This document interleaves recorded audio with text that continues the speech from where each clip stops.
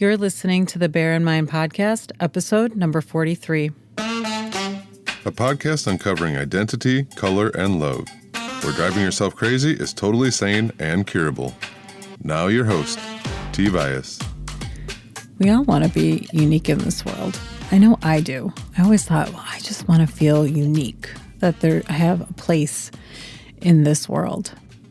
And I haven't really talked about uniqueness all that much. I did talk more about it in episode number 3, What Makes You Interesting.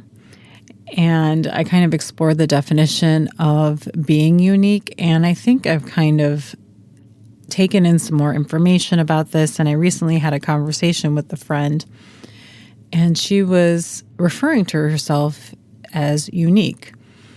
And I'll give you just a tad bit of backstory. She was talking about the aspect that her life, her situation was unique to that of her family members. She's in a unique situation. They're not going to be able to understand what I'm going through.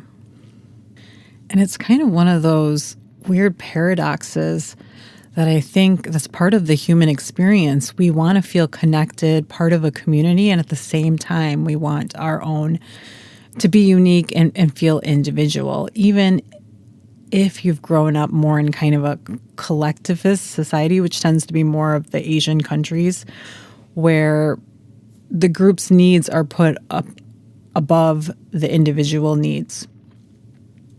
Yet even in growing up in that culture, I grew up in an Indian culture, and even understanding what this kind of collective mindset is, my family members still wanted to be individual. They still wanted to be unique. And in fact, my relatives that were born and raised in India, they still wanted their individualism and wanted to feel unique. And it came out very much so in their behaviors.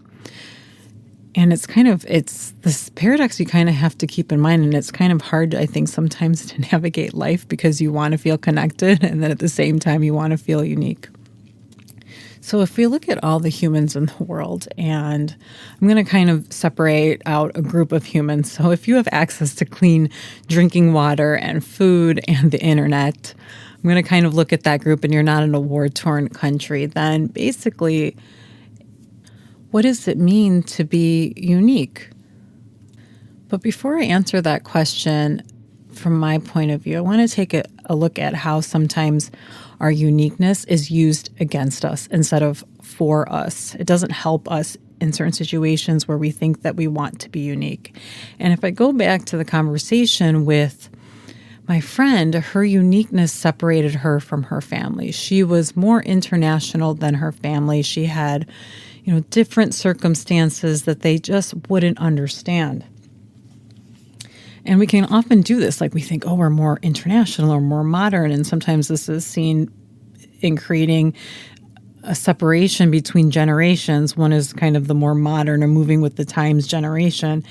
And we can even do things like, in my family, I'm kind of the scapegoat or the black sheep. We use those terms to kind of separate ourselves out from people. And kind of looking at our uniqueness in this way, it doesn't really help us connect to people. It doesn't help us connect to our family members. Even within a group of friends, if we tend to think, I'm more international, or even to the fact, like, I speak 7 languages or something like that. I don't speak 7 languages, but if somebody else were to kind of think, I'm more international because I've lived in 20 countries or something like that, we tend to use some of our experiences or what we think are our unique experiences against us from connecting with a group. So what then happens if our circumstances are truly different from our group that we're most connected to? So my friend, she lives internationally and all her family is back in her home country. She's the only one to have lived abroad. Well, we assume then that our circumstances are the only thing that will connect us to people. So if I'm in another country and I meet somebody and they're also from the United States of America, that circumstance of us being raised in the same country, does that then make us relatable? Or can I relate to somebody in that country because of another situation? And so when we tend to look at circumstances, okay, you live abroad, my family doesn't. Therefore, we can't relate. When we look at all of our kind of circumstances like that, then we kind of miss out a big part of the human experience of connecting to people and how we connect to people. Because equating circumstances does not equate to being relatable. And if that were true, then everybody in the same country would get along, or everyone of the same race would get along, and that is not the case in this world. And we know that, yet we still kind of go into kind of that belief system, okay, my circumstances are different, therefore that person wouldn't understand, or they don't get me, or people that speak my language only get me. And I've actually heard people say this to me. And when we kind of go in with this belief system that our circumstances help us relate to people, help create connection, if we have like 10 things in common in our circumstances, gender, race, job, language, all of those things, that therefore we're going to feel connected to that person. Then we kind of miss a big part of how we truly connect to people, and also the big part of how we are unique in this world. Because the only way that we can connect to people are really through our thoughts. And it's how we think about our interactions with people that actually bring us connection. And usually we feel like at the deepest level of relating to somebody and having empathy and compassion for somebody is because we can understand how they think and what they believe. And when you can interact with somebody from any background and you can get a glimpse at how they think about a situation, their perspective, or what they believe, you can find an element that is totally relatable in any circumstance. And as I've interacted with more and more people that are of different races, of different gender, different countries, I find that we all kind of have these kind of similar thoughts and beliefs about ourselves and about the world. Now, it doesn't mean that we have necessarily the same opinion, but a lot of times our inner struggles that we have, that kind of what makes every human being on this earth relatable. There probably isn't a single person in this world that has not ever questioned their self-worth. Are they good enough?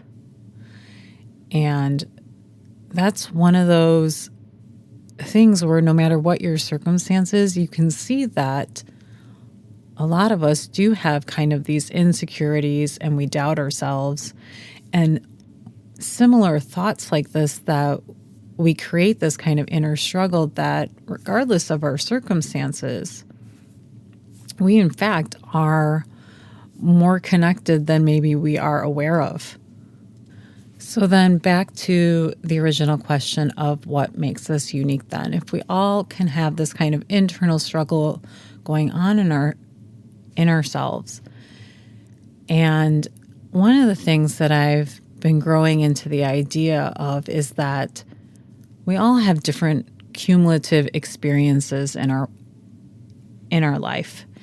And I had thought that maybe it's just a collective, a summing up of all of our experiences that makes us unique. And I've kind of been growing into the idea that actually it's what we end up contributing in this world. And there are people in this world that do not contribute and said, destroy this world. And that is maybe how they think that they're contributing in this world. But our uniqueness comes from taking all of our circumstances and all of our experiences and then creating something in this world. And when we say create and contribute something in this world. A lot of times it seems like, oh, we create art or something, and that is also a contribution in this world. The art that we see and in the museums and stuff like that, that's a form of contribution. But sometimes we forget day-to-day contributions. And that is kind of what makes us unique. And what I mean by day-to-day contributions is paying attention to how you raise a child, writing a book, or even doing a podcast to put your ideas out there, doing research on solar energy, all of these things that we do in this world, they somehow contribute to making it a place that we want to live in. And our uniqueness is about showing up even though there are negative experiences in the world that we see outside in the world, or questioning our own self-worth, and we still decide to show up and still contribute in this world in some way. And that's what makes you unique. Taking all of our circumstances, all of our experiences, and putting that together and contributing in your world day to day. I'm going to wrap it up here, and I'll check back with you next week. Thanks for listening. Listen for a new episode next Tuesday by subscribing on your favorite podcast platform. Bye for now.